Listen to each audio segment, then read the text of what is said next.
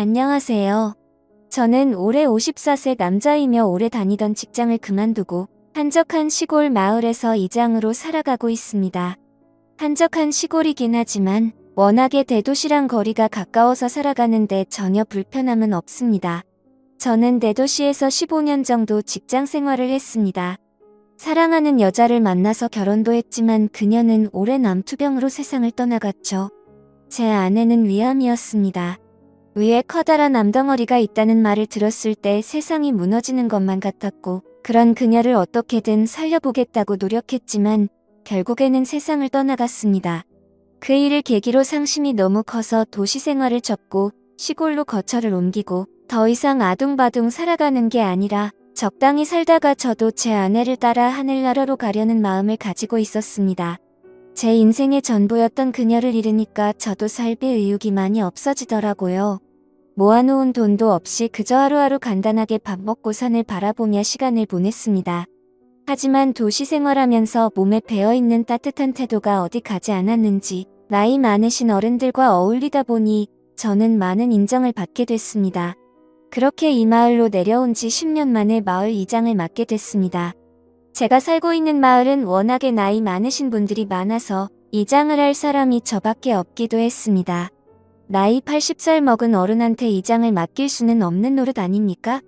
그렇게 평화롭게 마을 생활을 이어나가고 있었는데 어느 날 젊은 부부가 저를 찾아왔어요. 젊은 부부의 나이는 아직 30대가 되지 않았었죠.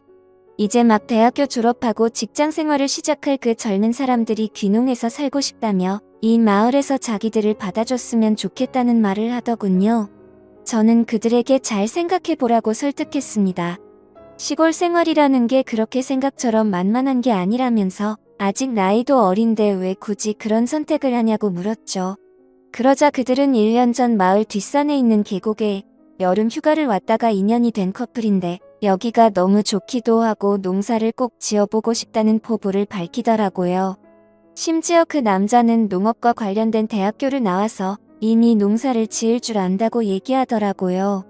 그래서 알겠다고 들어와서 살아보라고 이야기를 했습니다. 제가 그들을 받아준 이유는 농사로서의 성공에 대한 포부가 마음에 들었던 것은 아니고 같이 온 젊은 세대기 너무 예쁘고 참했기 때문에 받아준 것입니다. 마치 제 아내를 처음 만났을 때 반했던 것처럼 그 세댁한테 반해버리겠더라고요. 하얗고 작은 얼굴에다가 새하얀 치아를 보이며 웃을 때면 아주 작고 귀여운 천사처럼 보였습니다. 그냥 젊고 싱싱한 그 상큼한 모습을 보이며 바람에 날리는 머리카락이 귀여워 보이더라고요. 게다가 키는 크고 날씬했기 때문에 그녀를 보면서 첫눈에 마음이 설레어 버리더군요. 훌륭한 여자였습니다. 그렇다고 곧 결혼한 여자를 어떻게 해보겠다. 뭐 그런 마음이 있었던 게 아니고 쭈글쭈글한 노인네들과 어울리기만 했던 저로서는 너무나 신선하고 상큼한 딸기 같은 사람이라는 느낌이 들었습니다. 동네 어르신들 동의도 제가 수월하게 받아냈고 정착금 등 지원도 모두 해결해줬습니다. 요즘에는 귀농하면 동사무소에서 지원금을 주는 경우도 있는데 다행히 젊은 부부는 지원금을 받을 수 있어서 편하게 이사를 했습니다.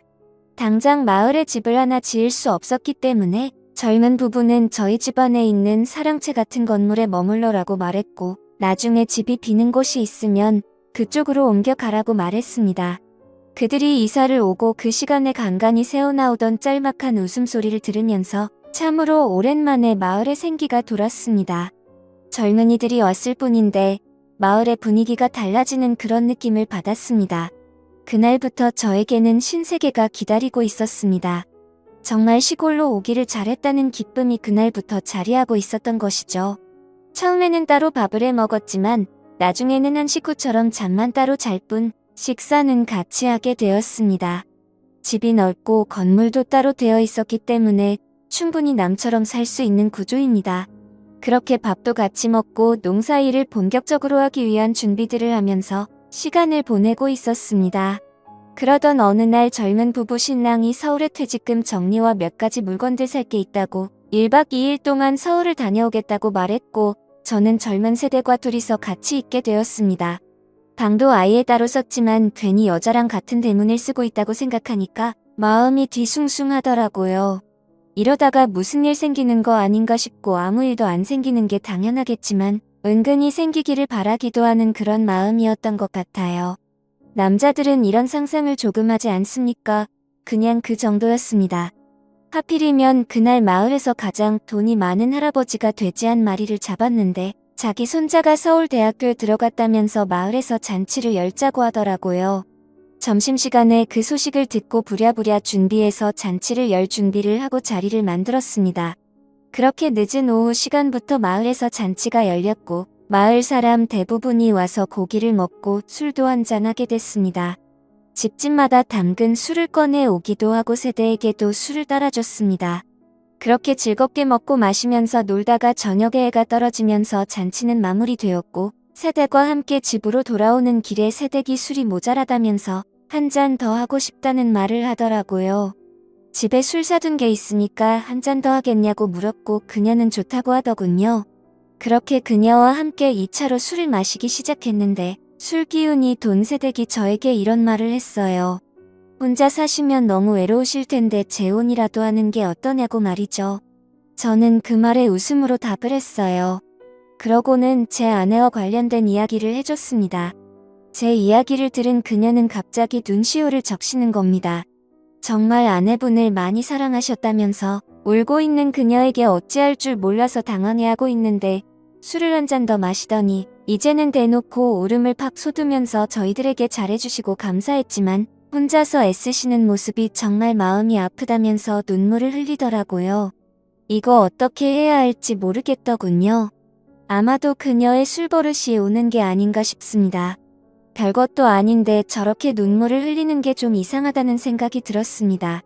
술만 마시면 주변에 전화하는 사람도 있고 성격이 급박해지는 사람도 있지만 이 여자는 술만 마시면 우는 스타일이 틀림없다고 생각합니다. 저는 그녀의 눈물을 닦아주면서 예쁜 얼굴에 눈물을 흘리면 안 어울린다면서 볼에 흐르는 눈물을 닦아주었습니다. 그녀를 만지는데 정말 살결이 부드럽더라고요. 마치 갓 만든 찹쌀떡 같은 느낌이라고나 할까요? 눈물이 그렁그렁한 눈으로 저를 바라보더군요. 갑자기 이게 무슨 분위기인가 싶어서 가만히 있었는데 그때 새댁에 전화기가 울리기 시작했습니다. 그녀는 저에게 조용히 해달라는 신호를 보내고는 전화를 받아서 이제 자려고 누웠다는 말을 하더라고요. 전화 온 사람은 신랑이었는데 거짓말을 한 겁니다. 신랑한테 지금까지 아저씨랑 술 마시고 있다고 할 수는 없을 테니까요. 전화를 끊고 잠시 어색한 분위기를 새댁이 한마디로 전환시켰답니다. 아저씨 한 잔 더 주세요 하며 씩 웃는데 정말 심장이 마구 뛰더군요. 계속 이 자리에서 함께하고 싶다는 느낌을 주는데 뭔가 참 묘한 기분이 들었습니다. 그러면서 아까처럼 또 여자 이야기를 하더라고요. 아저씨는 여자 생각 안 나냐고 외로울 때는 어떻게 하냐고 말하더라고요. 저는 그냥 별 생각 없이 지내고 있다고 대답했지만 그녀는 갑자기 아저씨가 참 좋다면서 또 해맑게 웃기만 하더라고요. 그러다가 갑자기 소파에 앉아서 조금만 쉬다가 다시 먹겠다는 말을 했는데 그렇게 가만히 있던 그녀는 결국에 그 자리에서 잠들고 말더군요. 마시던 술을 다 치우고 나서니 소파에 비스듬히 기대서 잠에 빠져있는 새댁의 모습이 참으로 귀엽게 보였습니다. 그녀의 새하얀 얼굴에 파묻히고 싶다는 마음은 굴뚝 같았지만 그래도 저를 믿고 의지하고 있는 두 사람에게 그래서는 안 된다는 강한 이성이 저를 억눌러주고 있었습니다. 그러다 저도 소파에서 잠시 잠들었는데 말소리가 들려서 잠시 일어나 보니 새댁이 옆에서 전화를 하고 있더라고요. 저는 계속 자는 척을 했습니다. 같이 누워있는 이 모습이 뭔가 묘한 느낌이 들었고 갑자기 일어나서 자리를 옮기기도 망설여지더라고요. 그녀는 전화를 끊고 어느 순간부터 제게 다가오더라고요. 저는 그런 그녀의 손을 잡았습니다. 그때부터 저희 사이에는 정적이 흐르기 시작했고 누가 먼저랄 것도 없이 사고를 치고야 말았습니다. 그녀는 저에게 정말 아저씨가 맞냐고 왜 이렇게 건강하냐는 말을 하더라고요. 그래서 저는 새댁이 너무 예뻐서 이렇게 된 거라고 말했죠. 그렇게 같이 시간을 보내고 있는데 문득 그런 생각이 들더라고요. 새댁의 신랑이 오면 앞으로는 이런 순간이 앞으로 없을 거라고 생각하니까 갑자기 또 시무룩해지더군요. 그렇게 아쉬운 시간을 보내고 다음 날이 돼서 곧 신랑이 온다는 연락을 받은 그녀는 저에게 아저씨 이제 어떡하면 좋냐고 나 아저씨랑 또 만나고 싶어질 것 같다는 말을 하더라고요. 그렇게 그 일이 일어난 이후로 남편이 서울에 볼 일이 있다며 올라갈 때가 있었는데 그럴 때마다 저와 그녀는 연인처럼 함께 시간을 보냈습니다. 그리고 그로부터 1년 후 신랑이 집안에 문제가 생겨서 서울로 올라가야 한다는 말을 했고 저는 그 부부에게 작별 인사를 할 수밖에 없었네요. 아주 가끔씩 서로 안부를 묻는다고 전화를 하다가 결국 너무 보고 싶은 마음에 그녀를 찾으러 서울로 가기도 했습니다. 그녀는 서대문구 연희동에 살고 있었는데 우리는 동교동에 있는 작은 카페에서 만났습니다. 우리는 주어진 짧은 시간 동안 너무도 아쉬운 마음이 들더라고요. 그렇게 대화를 하던 중 그녀가 말했습니다. 그냥 남편이랑 확 이혼해버리고 아저씨랑 사는 거 어떠냐는 그녀의 말에 저는 아무 말도 할 수가 없었습니다. 아무리 이 여자와 이렇게 불장난을 하고 있어도 제 마음속에는 오직 하늘나라에 있는 제 와이프밖에 없기 때문입니다. 그녀는 아무 말도 없는 저를 보며 알겠다고 말도 안 되는 소리라는 거 안다고 이제 가보겠다며 가버렸습니다. 차를 타고 가는 그녀의 뒷모습을 봤습니다. 그녀는 결국 한 번도 돌아보지 않더군요. 그리고 지금까지 6개월이 지났는데도 조용한 시간을 보내고 있습니다. 저는 차마 그녀에게 먼저 연락을 못하고 이렇게 있네요. 그녀한테는 아무 소식이 없었습니다.